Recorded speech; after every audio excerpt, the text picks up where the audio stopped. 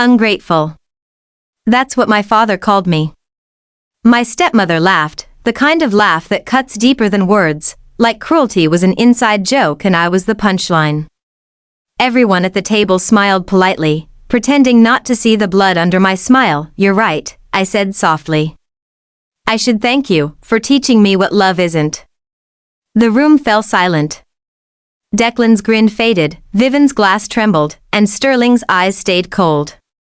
I stood, raised my glass, and said, a toast to the last time you'll ever see me.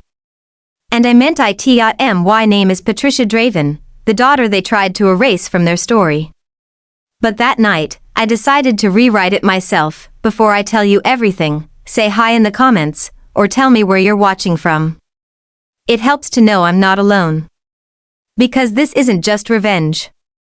It's revelation. When I got home, the silence wasn't peace. It was punishment. No fake laughter, no clinking glasses, just the hum of the refrigerator and the sound of everything I'd lost. I opened my laptop, and the ghosts returned in pixels. My law school graduation.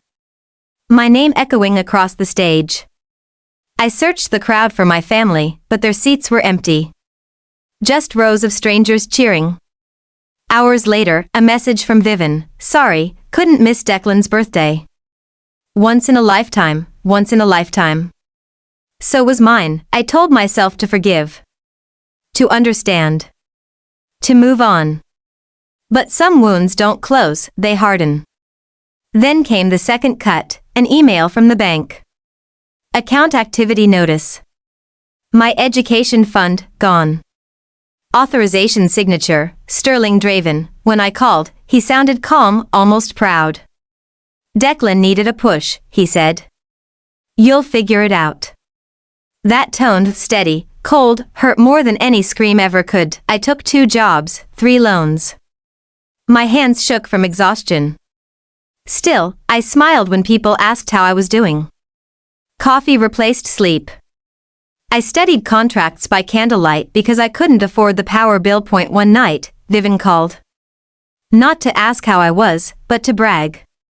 Declan's startup got featured in a magazine, she said, her voice dripping sugar. I said nothing. I just stared at the blinking cursor on my resume, wondering if dignity could fit between the lines, because that's what good daughters do, they endure. They stay quiet. But silence doesn't heal. It rots. The day I decided to leave Austin, even the air felt heavy with their names. Sterling. Vivian. Declan. Every billboard, every headline, a reminder that silence never saved me. I packed 1 suitcase, my laptop, the proof, and the photo of my mother. The only thing they hadn't erased. Rowena Vance, my mother's sister, was the last person in this family who ever looked at me with kindness. I hadn't seen her since the funeral. She had held my hand then and whispered, "You're not alone." Santa Fe was 600 miles of dust, quiet, and truth waiting to breathe. When Rowena opened the door, her eyes were calm, tired, knowing. She didn't ask why I came. She just said, "You're ready now, aren't you?" The house smelled of cedar and paper. She brought out a wooden box, edges worn, lid scratched with time. "Your mother wanted this safe," she said. "I kept it until you could face it." Inside was my mother's will, her handwriting steady and clear.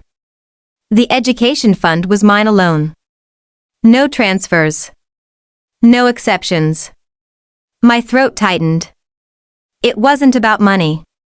It was proof.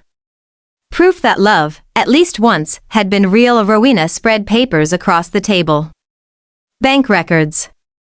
Dates. Transfers. All leading to one place, Declan's startup. She handed me another file, technical logs, access times. Someone had entered my computer remotely. The same week Declan helped me set up my Wi-Fi. The project I thought I'd lost to my own mistake wasn't a mistake. He'd stolen it. "Why didn't you tell me sooner?"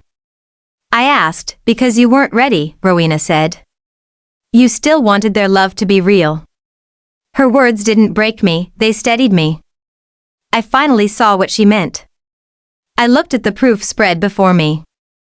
ink, signatures, dates that refused to lie. It wasn't anger anymore. It was clarity.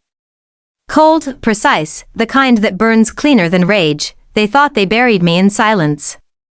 But silence can be broken. Back in Austin, the city didn't feel like home anymore. It felt like a stage I'd already outgrown. One morning, a courier knocked. A white envelope. The Draven family crest embossed in gold.